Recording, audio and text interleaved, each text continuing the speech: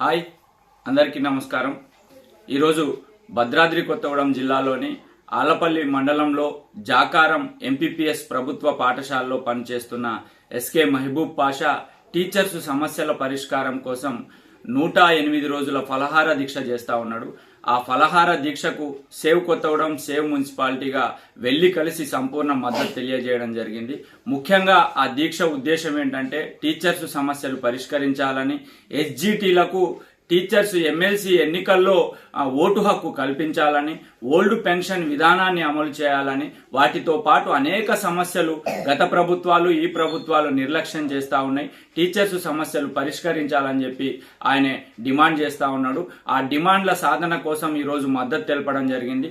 ప్రభుత్వాలైనా ఆలోచన చేయాల్సింది ఏంటంటే, ఒక ఉపాధ్యాయుడు రాబోయే కాలానికి మేధావి వర్గాన్ని ఎంతో మందిని తయారు చేసే వృత్తిలో ఉపాధ్యాయుడు ఉన్నాడు కనుక ఆ సమస్యలు పరిష్కరించడానికి ఉపాధ్యాయ వృత్తిని గౌరవిస్తూ ప్రభుత్వాలు ముందుకొచ్చి అన్ని సంఘాల ఉపాధ్యాయుల్ని పిలిపించి చర్చించి వాళ్ళ సమస్యలేంటో పరిష్కారానికి ముందుకు రావాల్సిన అవసరం ఉందని చెప్పి సేవ్ కొత్తగూడెం సేవ్ మున్సిపాలిటీ అభిప్రాయం వ్యక్తం చేస్తా ఉంది।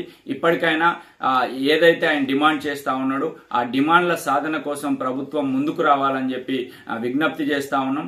అన్ని వర్గాల ప్రజల సమస్యలతో పాటు టీచర్ సమస్యల పరిష్కారం కోసం మా వంతు కర్తవ్యంగా ముందుంటామని, ఆ పోరాటాల్లో భాగస్వాములు అవుతామని చెప్పి ఈ సందర్భంగా తెలియజేస్తూ, ఏదైతే ఇప్పుడు ప్రజాప్రభుత్వం ఉందో టీచర్స్ సమస్యల పరిష్కారం కోసం ముందుకు రాకపోతే వాళ్ళతో కలిసి పోరాటం చేసేందుకు సిద్ధమని, ప్రభుత్వం వాళ్ళతో చర్చలు జరపాలని, సమస్యలన్నింటినీ పరిష్కరించాలని చెప్పి ఈ సందర్భంగా డిమాండ్ చేస్తా ఉన్నాం।